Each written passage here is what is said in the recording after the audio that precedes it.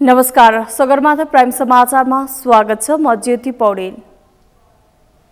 नमस्कार, म राधिका तामाङ। सबैभन्दा पहिले प्रमुख समाचार। वर्तमान सरकार 5 वर्ष नै टिक्ने प्रधानमन्त्री पुष्पकमल दाहालको दाबी। कानून बनेपछि संघीय व्यवस्था र ब्याजले नयाँ फड्को मार्ने भनाई।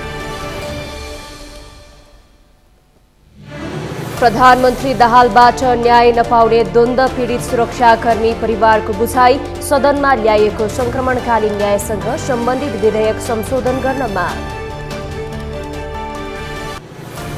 गठबन्धनका दलहरूबीच शक्ति सन्तुलन मिलाउन प्रधानमन्त्री दाहाललाई सकस। दलहरूबीच शक्तिशाली मन्त्रालयमा हामथाप।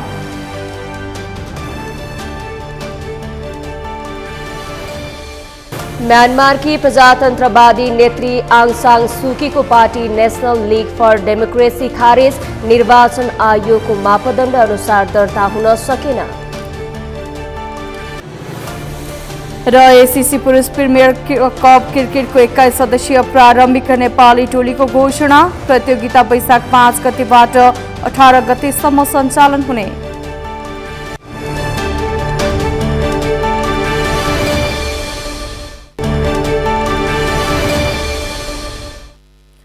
प्राइम समाचार अब विस्तारमा। प्रधानमन्त्री पुष्पकमल दाहालले वर्तमान सरकार 5 वर्ष नै टिक्ने दावी गर्नुभएको छ। आज न्यायिक समितिको पहिलो राष्ट्रिय सम्मेलनलाई सम्बोधन गर्दै उहाँले यस्तो बताउनु भएको हो। उहाँले काठमाडौँ महानगरपालिकाका प्रमुख बालेन्द्र शाहले सरकार फेरबदल भइरहँदा स्थानीय तहलाई पनि काम गर्न कठिनाई हुने गरेको कुराको जवाब दिँदै सरकार 5 वर्ष नै टिक्नेमा ढुक्क हुन आग्रह गर्नुभयो। चाहन्छु भने स्थानीय तहको निर्वाचनपछि हामीले प्रदेश र सङ्घको निर्वाचन गर्यौं। त्यसपछि सरकार निरन्तर एउटै छ। मेरै नेतृत्वमा सरकार छ। मलाई विश्वास छ यो सरकार 5 वर्षसम्म जान्छ। त्यसकारण तपाईको चिन्ता छ नि फेरि राख्छ कि भन्ने मैले बुझेसम्म त्यस्तो हुँदैन। त्यसमा ढुक्क रहन म भन्न चाहन्छु। प्रधानमन्त्री दाहालले सरकार अब बिस्तारै लयमा आइरहेको भन्दै अब देश विकासका काममा लाग्ने बताउनुभयो।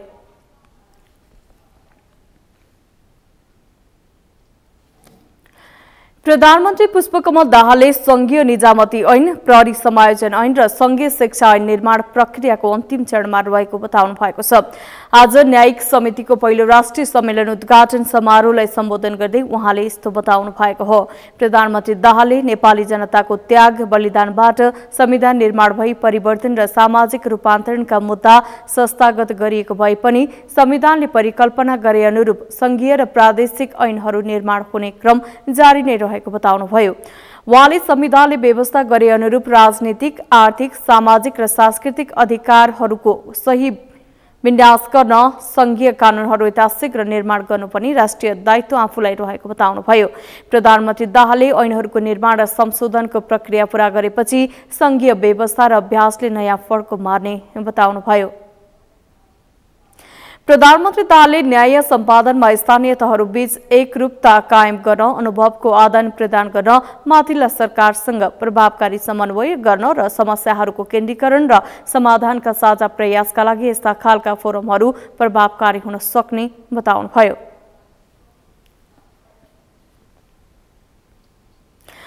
नेपाल सरकारकी प्रवक्ता एवं संचार तथा सूचना प्रविधि मन्त्री रेखा शर्माले 2 दिनभित्रै मन्त्री परिषदले पूर्णता पाउने बताउनु भएको छ। सत्तारूढ दलहरूबीच मन्त्रालय बाँडफाँडको विषयमा खिचलो भइरहँदा संचार मन्त्री शर्माले यस्तो दावी गर्नुभएको हो। आज काठमाडौँमा आयोजित साक्षात्कार कार्यक्रममा उहाँले मन्त्री परिषद विस्तारको गृह कार्य अन्तिम चरणमा पुगेकोले गर्दै 1-2 दिनभित्रै यसले पूर्णता पाउने बताउनुभयो। मन्त्री शर्माले सरकारले जनतामा केही गर्छ भन्ने भाव जगाउन प्रधानमन्त्री पुष्पकमल दाहाल सफल हुनु सरकारको सबैभन्दा ठूलो उपलब्धि भएको जिकिर समेत गर्नुभयो। सरकार विस्तारको गृह कार्य करिब अन्तिम अवस्थामा आएको छ र अब मलाई लाग्छ आज भोलिमै 1-2 दिनमै सरकार विस्तारले पूर्णता पाउनेछ। र अहिले यो बीचमा यहाँहरूले जसरी एउटा आम जनताको आशा अपेक्षामा सरकारप्रतिको एउटा सकारात्मक भावमा जसरी भूमिका निर्वाह गर्नुभएको छ त्यसप्रति धन्यवाद भन्न चाहन्छु। र अहिले आउँदाखेरिमा यो बिचमा तपाईँहरू के गर्नुभयो कसो गर्नुभयो भन्ने प्रश्न पनि चारैतिर आम जनताको चासोको विषय पनि छ। सरकार गठन भएको यति समय भयो, सरकारले के कामको सुरुवात गर्यो, कसरी अगाडि बढ्यो भन्ने कुराको आम चासोका बिचमा पनि हामी छौँ। मन्त्री शर्माले वर्तमान सरकारप्रति जनतामा आशा पलाएको उल्लेख गर्दै उनीहरूको चाहना अनुसार काम गर्ने प्रतिबद्धता समेत व्यक्त गर्नुभयो। उहाँले संक्रमणकालीन न्याय निरूपणका लागि सरकारले सो सम्बन्धी विधेयक संसदमा ल्याएको र त्यसैलाई छिट्टै पारित गरी कार्यान्वयनमा लैजाने बताउनुभयो। नेकपा एकीकृत समाजवादीले सरकारमा सहभागी हुने बारेमा प्रधानमन्त्री जवाबको प्रतीक्षा गर्ने बताउनु भएको छ। आज बसेको पार्टीको पदाधिकारी बैठकले 3वटा मन्त्रालयमा रहेको तर मन्त्रालय टुङ्गो नलागेका कारण प्रधानमन्त्रीको उत्तरको प्रतीक्षामा रहेको बताएको हो। बैठकपछि सञ्चारकर्मीहरूसँग कुरा गर्दै पार्टीका उपमहासचिव जगन्नाथ खतिवड़ाले पार्टीले धेरै त्याग गरिसकेकाले अब 3 मन्त्रालयमा अडान रहेको स्पष्ट पार्नुभयो। 3वटा मन्त्रालय प्राप्त नभइसकेको र मन्त्रालयको पनि टुङ्गो नभएकाले प्रधानमन्त्रीको जवाब कोरेर बसेको उहाँले जानकारी दिनुभयो। र मन्त्रालयको पनि टुङ्गो लागि नसकेको हुनाले हामी प्रधानमन्त्रीको उत्तरको प्रतीक्षामा अहिले बसिरहेछौँ। कुनै पनि बेलामा निर्णय गर्ने गरी हामी तयार भएर बसेका छौँ। हामी एक होइन 3 नाम दिन तयार भएर बसेका छौँ। एकको अहिले चर्चै गरिएको छैन। अब हामीलाई उहाँहरूले केही भन्नुभएको छैन। 3टा मन्त्रालय प्राप्त गरेपछि कुन नाम कसरी दिने नामहरू सबै छन्, तपाईँहरूलाई थाहा छँदैछ। अनुमान गरेका नामहरू पनि धेरै पर्न सक्छन्। तर उहाँहरूले त्यो हामीलाई 3टा मन्त्रालय नदिएसम्म हाम्रो नाम डिस्क्लोज हुँदैन। पार्टी प्रवक्ता समेत रहनुभएका खतिवड़ाले 3 मन्त्रालय पाए मन्त्रीको नाम दिन तयार भएर बसेको स्पष्ट पार्नुभयो।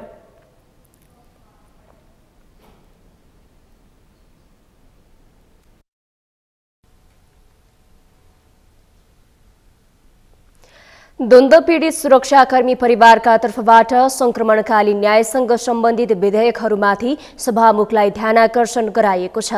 आज सिंहदरबार स्थित सभामुखको कार्यालयमा पुगेर द्वन्द्व पीडित सुरक्षाकर्मी परिवारहरूले सभामुख देवराज घिमिरेको ध्यानाकर्षण गराएका हुन्। उनीहरूले सरकारले संसदमा प्रस्तुत गरेको संक्रमणकालीन न्यायसँग सम्बन्धित विधेयकहरू एकपक्षीय भएको आरोप लगाएका छन्। सरकारले चैत 12 गते बसेको प्रतिनिधि सभाको बैठकमा संक्रमणकालीन न्यायसँग सम्बन्धित विधेयकहरू प्रस्तुत गरेको थियो।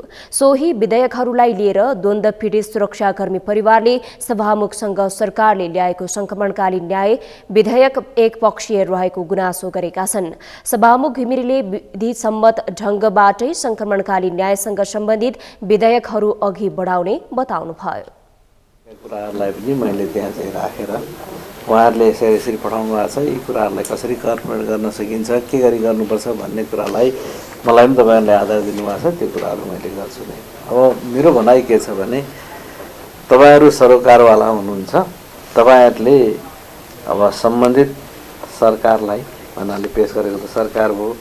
अब यसमा चाहिँ छलफल गर्नुहुने मान्यजीहरूलाई उहाँहरूलाई पनि भेट्नु भएकै होला। उहाँहरूलाई पनि आफ्नो कुराहरू राख्नु उपयुक्त हुन्छ र सभामुखको नाताले सभालाई जानकारी गराउने तपाईँहरूले मलाई दिनुभएको छ। म यसलाई ग्रहण गरेर आफ्नो ठाउँबाट गर्ने कामहरूमा म आफू लाग्छु र म विधिसम्मत ढङ्गबाट नै यसलाई अगाडि बढाउने कुरामा म लाग्छु।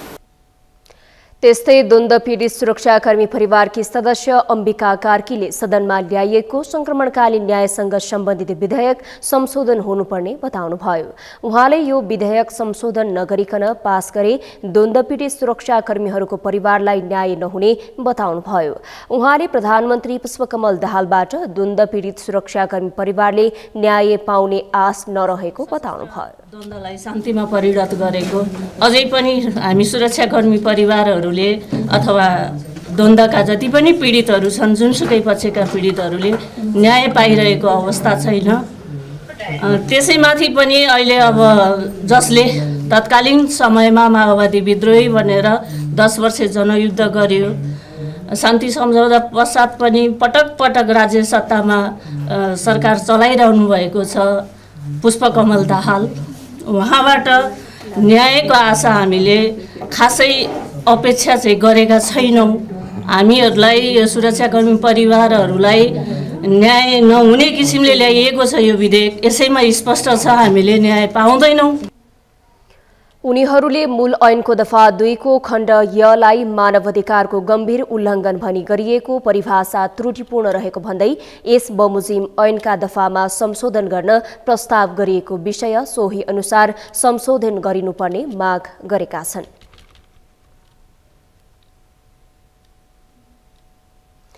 सांसदहरूले प्रतिनिधि सभाको बैठक नियमित बसिरहेको भए पनि प्रभावकारी हुन नसकेको टिप्पणी गरेका छन्।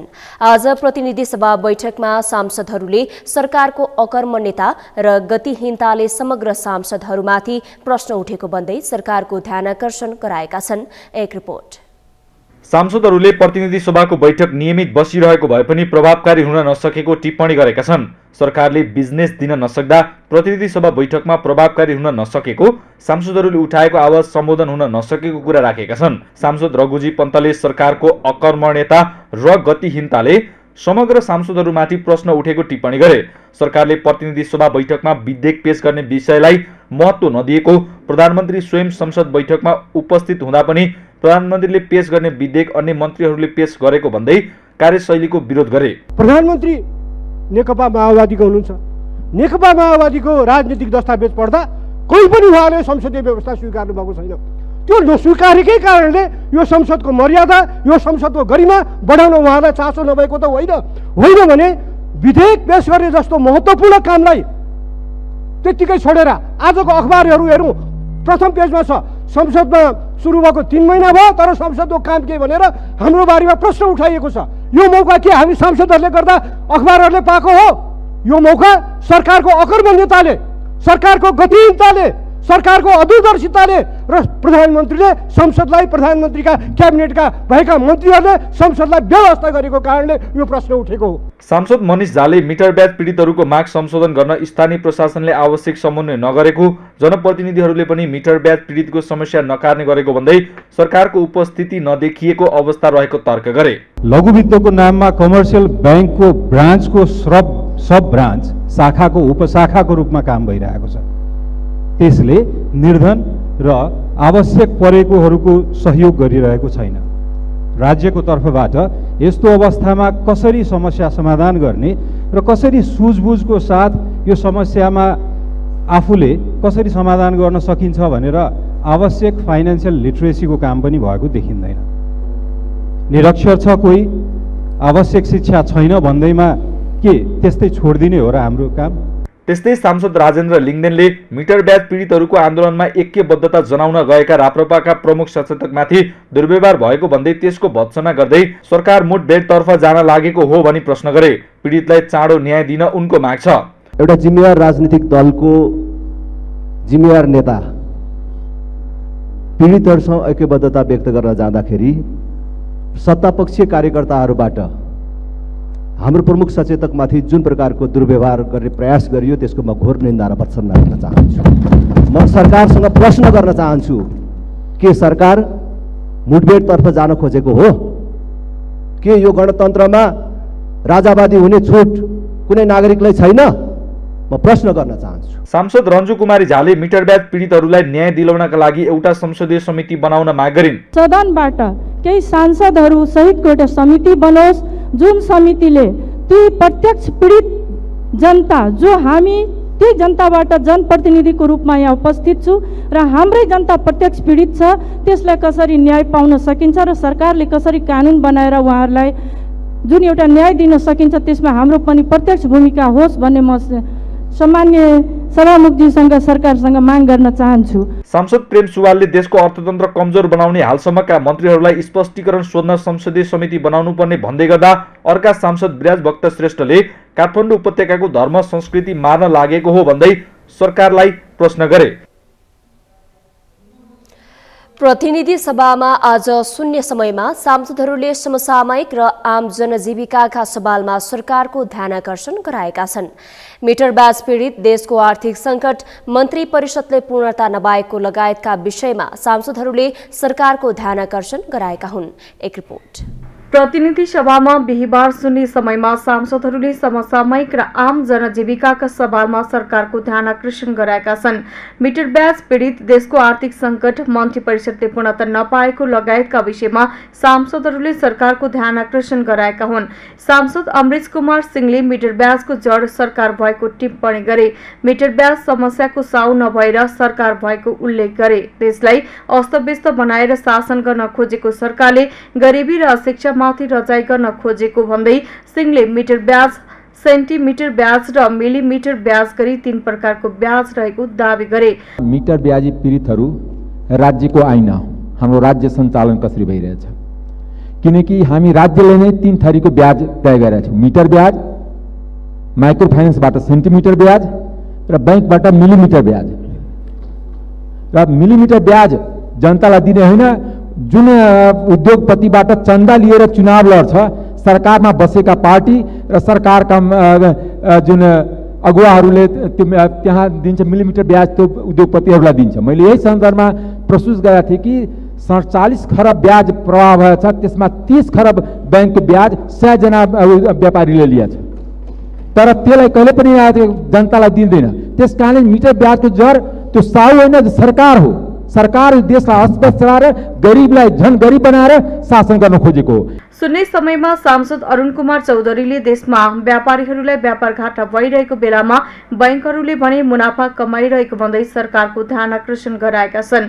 पछिल्लो 18 देखि 22-24 महिना यतातिर नेपालको प्रत्येक व्यापारीलाई व्यापार घाटा हुँदै गर्दा नेपालमा व्यवसाय गरेर बसेको या चलाइरहेको बैंकिङ सेक्टर मात्रै कसरी 100 करोड, 150 करोड र 200 करोड मुनाफा कमाउन सफल भएका छन्। अर्का सांसद असीम शाहले 1 महिनादेखि मन्त्रालयहरू मन्त्रीविहीन भएको भन्दै नेताहरूले गरिरहेको भागभण्डालाई जनताले नियालिरहेको उल्लेख गरे। मन्त्रीविहीन भएको मन्त्रालयहरू सुनसान छन्। अस्ति राष्ट्रपतिको निर्वाचन लगत्तै सम्माननीय प्रधानमन्त्रीले मन्त्रीमण्डल विस्तार गर्छु भनेर जानुभएको थियो, तर 1 महिना भयो मन्त्रीमण्डल विस्तार हुन सकेको छैन। पटक पटक बालुवाटारमा बसेर मन्त्रीमण्डल विस्तार गर्न बस्नुहुन्छ, तर चक्लेट बाँडे जसरी कसरी कहिले 5, कहिले 4, कहिले 3, 2 गरेर बाँड्नलाई विस्तार गर्नुहुन्छ, तर माग्नेलाई धेरै र नपुग्नेलाई थोरै भएपछि यो वार्ता निष्कर्षविहीन भएर सकिन्छ। र यो सबै गर्दै गर्दाखेरि म ध्यान आकर्षण गराउन चाहन्छु, बाहिर जनता छन्, 2 करोड 92 लाख जनता छन् जसले यो हातमा तराजु लिएर यो भागमण्डललाई राम्रोसँग नियालिरहेका छन्। यसैगरी सांसद कान्तिका सेजवालले सामुदायिक विद्यालयमा दिँदै आएको खाजा भत्ता वृद्धि गर्न माग गरिन्। विद्यालय स्तरमा सामुदायिक विद्यालयमा दिवा खाजा भनेर एक दिनमा 20 रुपियाँ हिमाली जिल्लामा र पहाडी जिल्ला र तराई जिल्लामा 15 रुपियाँको दर छ। त्यो 180 दिनका लागि छुट्याइएको हुन्छ। आज यत्रो महँगीमा चाहिँ 20 रुपियाँ र 15 रुपियाँले एकजना बालिका अथवा बालकले त्यो खाजामा त्यो दर रेटले भ्याउँछ कि भ्याउँदैन, र यो दर चाहिँ 20 रुपियाँ र 15 रुपियाँलाई बढाउनु पर्छ भन्ने मेरो मान्यता छ। सांसद गगन थापाले नागरिकता सम्बन्धी कानून संसदको यही सत्रमा टेबल गर्न सरकारको ध्यान आकर्षण गराए। त्यही भएर नागरिक हुँदाहुँदै पनि नागरिकताको प्रमाणपत्र नपाउँदाको पीडा, पासपोर्ट बनाउन नपाउने, ब्याङ्कमा खाता खोल्न नपाएर मिटर ब्याजमा पैसा लिनुपर्ने, लोकसेवाको परीक्षा दिन नपाउने, बाहिर जान नपाउने, यी तमाम अवरोध अपमानहरू हामी सायद बुझ्न सकिरहेका छैनौँ। अत नागरिकताको कानुनको सम्बन्धमा यहाँभित्र भएका राजनीतिक दलहरूको बिचमा जुन विमति छ, ती विमतिहरूलाई थाती राखेर हाम्रो बिचमा समझदारी भइसकेको, जन्मसिद्धका सन्तानहरूले संविधानको नागरिकता पाउनुपर्ने कुरालाई कार्यान्वयन गर्न, आमाको नाममा नागरिकता पाउनुपर्ने विषयहरूलाई कार्यान्वयन गर्ने सन्दर्भ जसमा हामी एकमत छौँ, ती विषयहरूलाई मात्र समेटेर भए पनि सरकारलाई अविलम्ब संसदबाट पारित गर्ने गरिकन नागरिकता सम्बन्धी कानुन यही सदनमा, यही सत्रमा टेबल गर्नका लागि म गम्भीर ध्यान आकर्षण गराउन चाहन्छु। धन्यवाद। राजनीतिक दलहरूका बीचमा सहमति भइसकेका विषयहरूलाई समेटेर नेपाली बाबु आमाबाट जन्मिएका सन्तानलाई नागरिकता दिनुपर्ने सांसद थापाको माग छ। सगरमाथा समाचारमा अब पालो विश्रामको। विश्रामपछि गठबन्धनका दलहरूबीच शक्ति सन्तुलन मिलाउन प्रधानमन्त्री दाहाललाई सकस, दलहरूबीच शक्तिशाली मन्त्रालयमा हानाथान। म्यानमारकी प्रजातन्त्रवादी नेत्री आङ सान सुकीको party national league for Democracy खारेज, निर्वाचन आयोगको मापदण्ड अनुसार दर्ता हुन सकेन। र एसीसी पुरुष प्रिमियर कप क्रिकेटको 21 सदस्यीय प्रारम्भिक नेपाली टोलीको घोषणा, प्रतियोगितामा वैशाख 5 गतेबाट 18 गतेसम्म सञ्चालन हुने।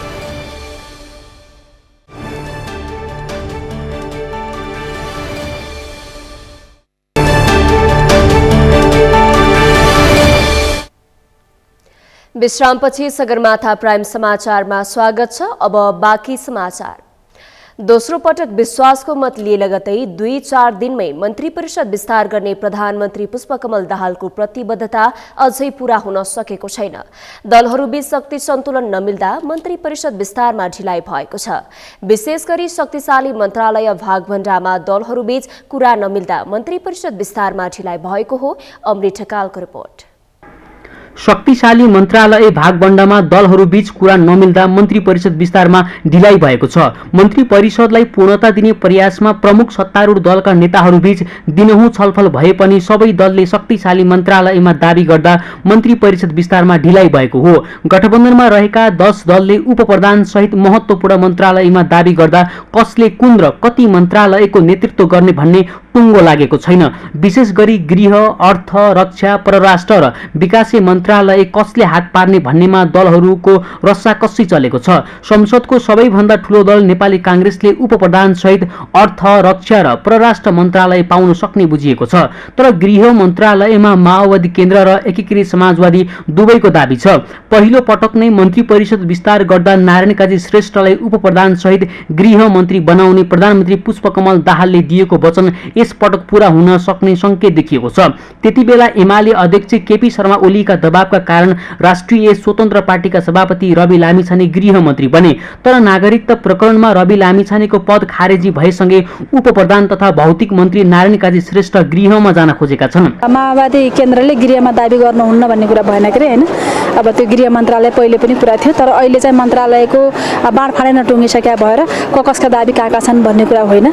मूल कुरा के हो भने सरकार विस्तार छिटो हुन पर्यो र सरकार विस्तारमा सबैलाई त्यो खाले हामी धेरै दल पनि छौँ होइन, त्यसको समन्यायिक वितरण हुनुपर्छ भन्ने कुरा हो। त्यस्तो दाबी गरेको कारणले, दाबी भएको कारणले सरकार विस्तार ढिलाइ भएको यो भन्ने कुरा होइन। यता बालकोटमा बनेको गठबन्धन भत्काएर 10 दलीय गठबन्धन बनाउन निर्णायक भूमिका खेलेको, राष्ट्रपति उपराष्ट्रपतिको निर्वाचनमा समेत भाग नखोजेको, वैशाख 10 गते तीनै क्षेत्रमा हुने उपनिर्वाचनमा पनि दाबी नगरेको भन्दै एकीकृत समाजवादीले अर्थ र गृह मन्त्रालयमा दाबी गरेको छ। गृह मन्त्रालय एकीकृत समाजवादीले पाएको अवस्थामा राजेन्द्र पाण्डे अथवा बेदुराम भुषाललाई मन्त्री बनाउने तयारी छ। यहाँले गृह मात्रै भन्नुभयो, अर्थ मन्त्रालय पनि हो।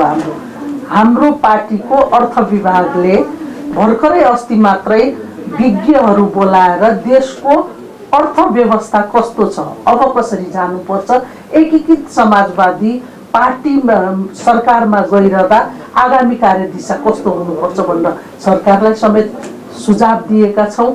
र हामीले गृह मन्त्रालय कुनै इन्ट्रेस्ट होइन, त्यस्तो धेरै ठुलो इन्ट्रेस्ट होइन, तर हाम्रो दाबी चाहिँ प्रधानमन्त्री हामी सेकेन्ड चरणमा हुने भएपछि अहिलेलाई स्वाभाविक रूपले एउटा समन्वयको किसिमले 77 जिल्लामा समन्वय पनि हुन्छ र गृह मन्त्रालय हामीलाई चाहिन्छ भन्ने दाबी गरेका हौँ। त्यसै गरी अर्थ मन्त्रालय पनि हो। सत्तारूढ दलबीच शक्ति सन्तुलनको विषय पेचिलो बन्दै गएका बेला कतै मन्त्रालय भागबण्डाकै कारण गठबन्धन फुट्ने त होइन भन्ने आशंका समेत उब्जिएको छ। प्रधानमन्त्री बनेको 3 महिनामा 2 पटक विश्वासको मत लिएका प्रधानमन्त्री दाहाललाई असन्तुष्ट दलले समर्थन लिने हो कि भन्ने डर पनि छ। सगरमाथा टेलिभिजनका लागि क्यामेरामा गौरव खड्काका साथमा अमृत ढकाल, काठमाडौँ। सत्ता गठबन्धन मन्त्री परिषद विस्तारमा व्यस्त रहँदा संसदको चौथो धुरो दल राष्ट्रिय स्वतन्त्र पार्टी पनि सत्ताको आकांक्षी पात्रको रूपमा रहेको छ। सरकारलाई दिएको समर्थन कायमै राखेर सरकारबाट बाहिरिएको स्वतन्त्र पार्टी अहिले फेरि सरकारमा सहभागी हुने मनसायमा रहेको छ। राष्ट्रिय स्वतन्त्र पार्टीले जसरी छोटो समयमा छलाङ मार्यो, सत्ताको लोभले गर्दा अहिले त्यसरी नै अवसान हुने बाटोतर्फ लागेको विश्लेषण हुन थालेको छ। यसुदा भण्डारीको रिपोर्ट। जता काफल पाक्यो उतै चरी नाच्यो। ठ्याक्कै यस्तै प्रवृत्ति यति बेला राष्ट्रिय स्वतन्त्र पार्टीले देखाएको छ। अर्थात् जता सत्ता उतै रवि, जता जता सत्ता पुग्छ राष्ट्रिय स्वतन्त्र पार्टी पनि त्यतै हुन्छ। पुस 10 मा सरकार गठन हुँदा एमाले माओवादीसँगको गठबन्धनमा सहभागी भएर रासोपा सरकारमा सामेल भयो। उपप्रधान गृह जस्ता महत्वपूर्ण र ठूला मन्त्रालय पनि पायो। तर सभापति रवि लामिछानेको संसद पद गएपछि पार्टी सरकारबाट बाहिरियो। तर रासोपा अहिलेको गठबन्धनमा पनि मन्त्रालयको भागबण्डा खोजिरहेको छ। सत्तारूढ दलहरू मन्त्रालय बाँडफाँडमा व्यस्त रहेका बेला बैठकमा सहभागी नभए पनि राष्ट्रिय स्वतन्त्र पार्टीको भाग लगाइएको छ। पुस 10 को सहमति कायमै रहे स्वतन्त्र पार्टी तत्काल सरकारमा जान राजी छ। तर उसले खोजेको उपप्रधान गृह जस्ता ठूला पदमा सत्ता घटक अरू दलको पनि उत्तिकै माग रहेकोले रासोपाले रोजेकै मन्त्रालय नपाउने स्थिति छ। सरकारमा सामेल हुने बारे सत्ता साझेदारी राजनीतिक पार्टीहरूसँगको भेटघाट जारी रहेको पार्टीको उपसभापति डोलप्रसाद अर्याल बताउँछन्। सरकारमा जाने विषय चाहिँ हाम्रो सभापतिज्यूले प्रधानमन्त्रीज्यूसँग छलफल गरिराख्नु भएको छ। त्यसैले प्रधानमन्त्रीज्यू र सभापतिज्यू बीचको छलफलबाट एउटा निर्णयमा पुग्छ अनि त्यसपछि उहाँले पार्टीमा लिएर आउनुहुन्छ। पार्टीमा त्यसपछि हामी पार्टीले निर्णय गरेर निर्णयमा पुग्छौँ। हामीले आफ्नो समर्थन कायमै राखेको कारणले अब हाम्रो न्यूनतम साझा कार्यक्रमहरू यो विषय चाहिँ महत्त्वपूर्ण छ। जनतालाई डेलिभरी दिने विषय महत्त्वपूर्ण हो। अब त्यसमा चाहिँ सहमति हुन सक्दाखेरि हामी जाने सम्भावना बाँकी छ। ठूला भनिएका राजनीतिक दलहरू सत्ताकै जोड घटाउमा लागिरहे देश विकास गर्न सकेनन् भन्दै नो नट अगेन भन्दै नयाँ उदाएको स्वतन्त्र पार्टीले उनीहरूलाई नै पछ्याइरहेको छ।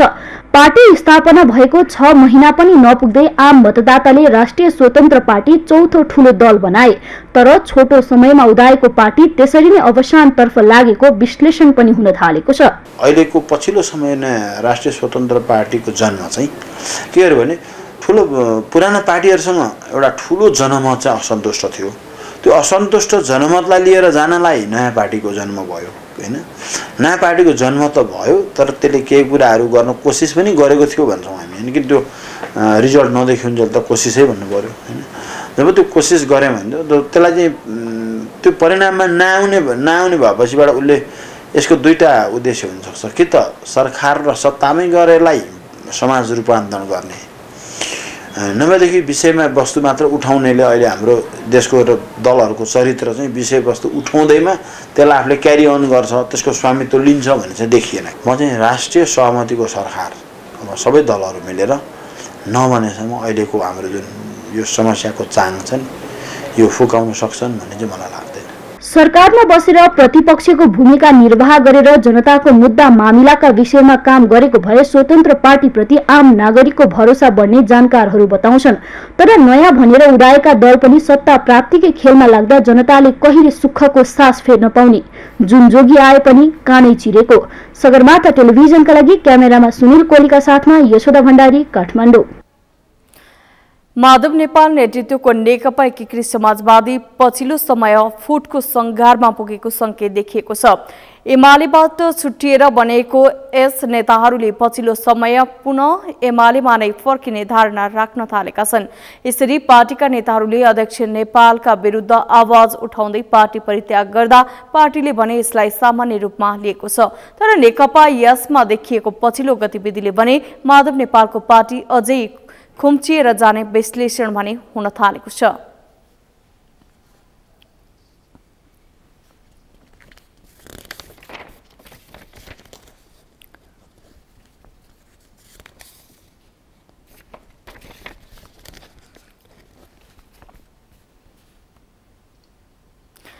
सगरमाथा प्राइम समाचारमा उपालो विश्रामको विश्रामपछि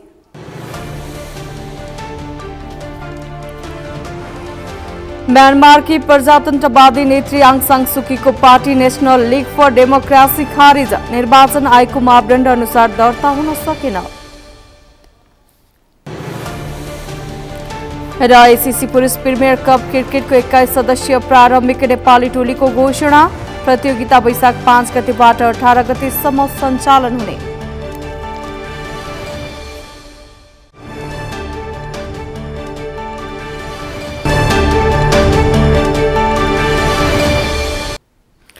सगरमाथा प्राइम समाचारमा अब पालो अर्थ समाचारको।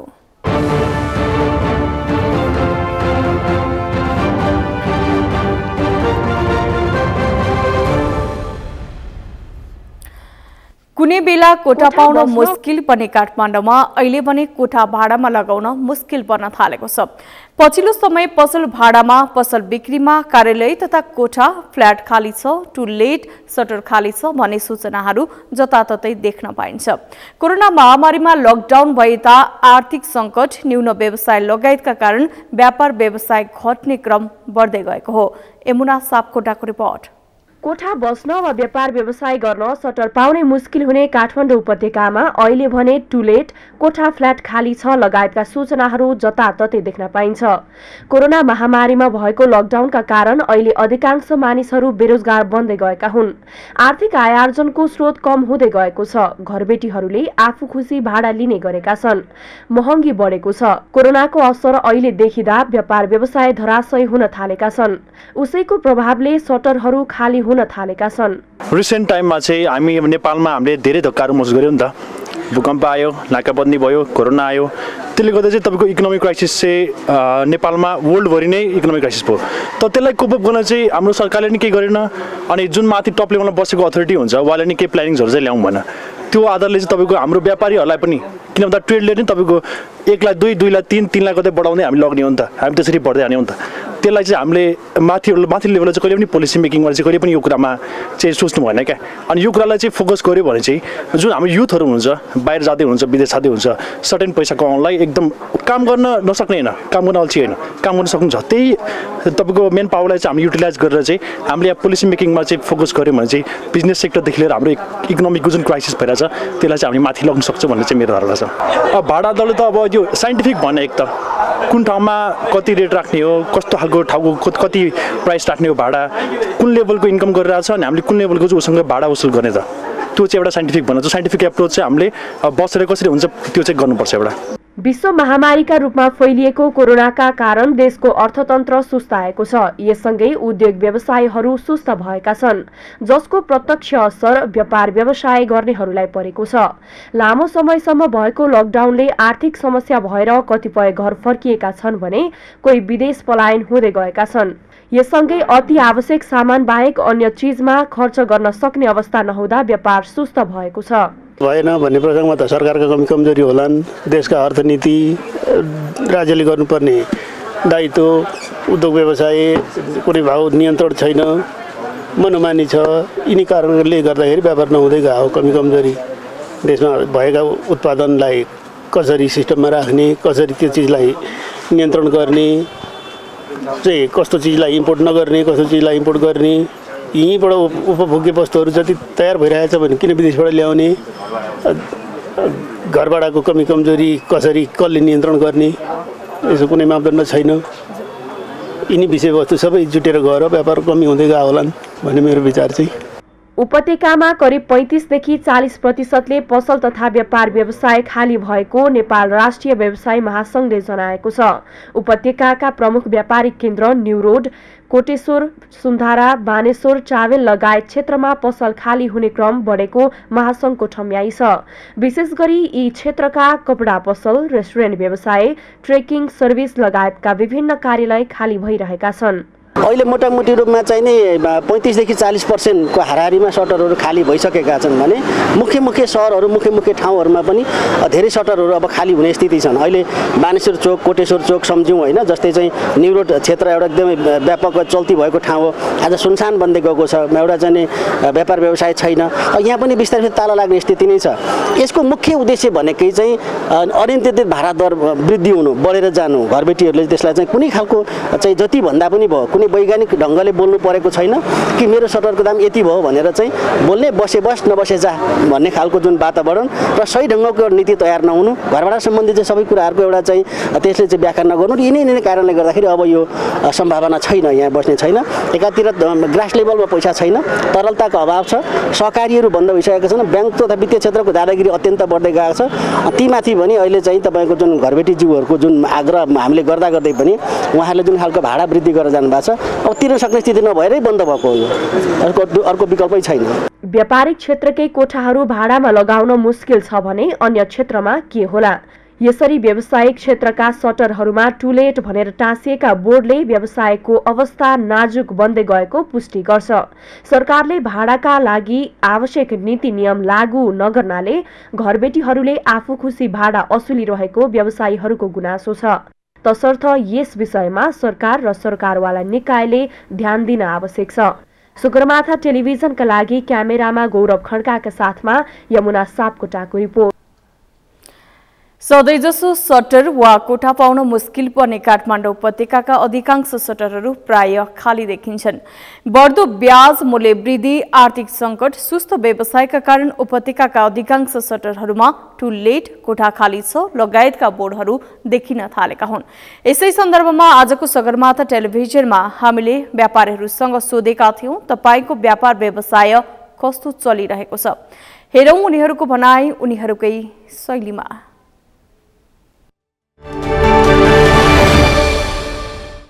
अब घर भाडा हरेक वर्ष 10% बढ्ने हो।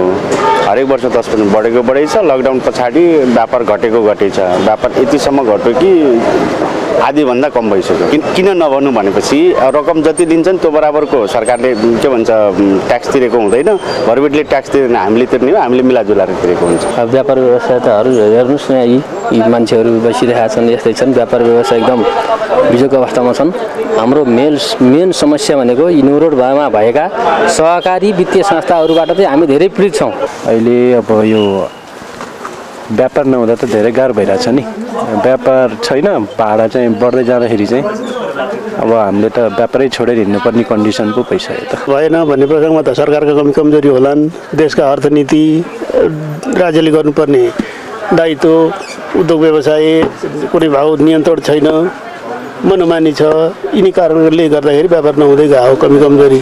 व्यापार व्यवस्था त अब अरू सरले पनि भनिहाल्नु है, एकदम गाह्रो छ। न्युरोडमा अहिले व्यापार एकदमै कम छ। यसको लागि हामीलाई भाडा तिर्न पनि धौधो भइरहेछ। 6 महिनादेखि भाडा तिरेको छैन, व्यापार हुँदैन। न्युरोड जस्तो ठाउँमा सटर लिएर जम्मा 10,000 दिनको व्यापार हुँदैन, कसरी भाडा तिर्ने? भाडावालाहरूले घरबेटीहरूले प्रेसर गरे हुनुहुन्छ। गाह्रो छ नि, अहिले त एकदमै गाह्रो छ। व्यापार व्यवसाय ठप्पै जस्तो छ। यतिखेर केही नै भएको छैन अहिले होइन। त्यही 1-2 महिनादेखि नै झन्झन व्यापार खस्किँदै आइरहेको छ। ब्याङ्कको ब्याज दरहरू पनि तिर्न सकेका छैन। घरबेटीको घर भाडा पनि तिर्न सकेका छैन। त्यस्तै छ।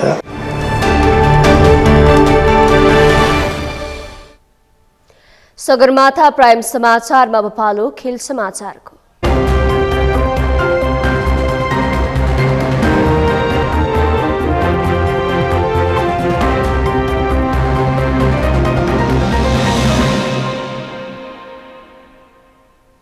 घरेलु भूमिमा आयोजना हुने एसीसी पुरुष प्रिमियर कप क्रिकेट खेल्ने नेपालको प्रारम्भिक टोली घोषणा भएको छ।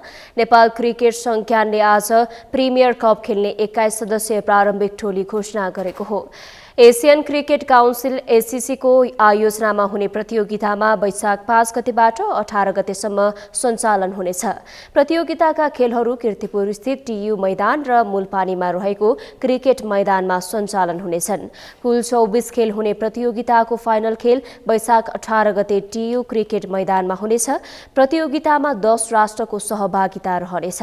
सहभागी 10 राष्ट्रलाई 2 समूहमा विभाजन गरिएको छ। समूह ए मा आयोजक नेपाल सहित मलेसिया, साउदी अरेबिया, कतार र ओमान रहेका छन्। समूह बी मा बहराइन, कुवेत, सिंगापुर, हङकङ र युएई रहेका छन्। हरेक समूहमा शीर्ष स्थानमा रहने 2 टोली सेमिफाइनल पुग्नेछन्। फाइनलको विजेता टोली एसिया कपका लागि छनौट हुनेछ। एसिया कप आगामी सेप्टेम्बरमा आयोजना हुनेछ। यस्तै शीर्ष 3 मा रहने टोली एसिया इमर्जिङ कपका लागि छनौट हुनेछन्। नेपालले पहिलो खेल वैशाख 5 गते मलेसियासँग खेल्नेछ।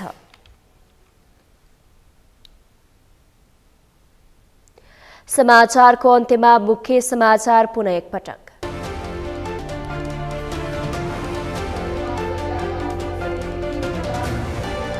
को दाबी कानून बनेपछि संघीय व्यवस्था र ब्याजले नयाँ फड्को मार्ने बनाए। प्रधानमन्त्री दाहालबाट न्याय नपाउने द्वन्द्व पीडित सुरक्षाकर्मी परिवारको बुझाइ। सदनमा ल्याएको संक्रमणकालीन न्यायसँग सम्बन्धित विधेयक संशोधन गर्न माग। गठबन्धनका दलहरूबीच शक्ति सन्तुलन मिलाउन प्रधानमन्त्री दाहाललाई सकस, दलहरूबीच शक्तिशाली मन्त्रालयमा हानथाप।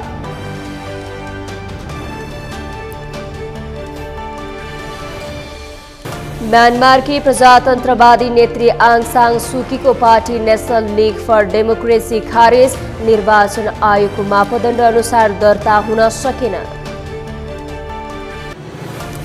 र एसीसी पुरुष प्रिमियर कप क्रिकेटको 21 सदस्यीय प्रारम्भिक नेपाली टोलीको घोषणा, प्रतियोगिता वैशाख 5 गतेबाट 18 गतेसम्म सञ्चालन हुने। हस्त सगरमाथा समाचार अहिलेलाई सकियो। तपाईँ समाचार बुलेटिनका साथै सगरमाथा टेलिभिजनका सम्पूर्ण कार्यक्रम www.sagarmatha.tv मा पनि पढ्न र हेर्न सक्नुहुनेछ। साथै युट्युबमा youtube.com/sagarmatha.tv नेपालमा हेर्न सक्नुहुनेछ। तपाईँ हामीलाई फेसबुकमा पनि facebook.com/stv नेपालमा फलो गर्न सक्नुहुनेछ। समाचारको शिखर नेपालको गौरव नेपालको पहिलो न्युज च्यानल सगरमाथा टेलिभिजन हेर्दै गर्नुहोला। नमस्कार।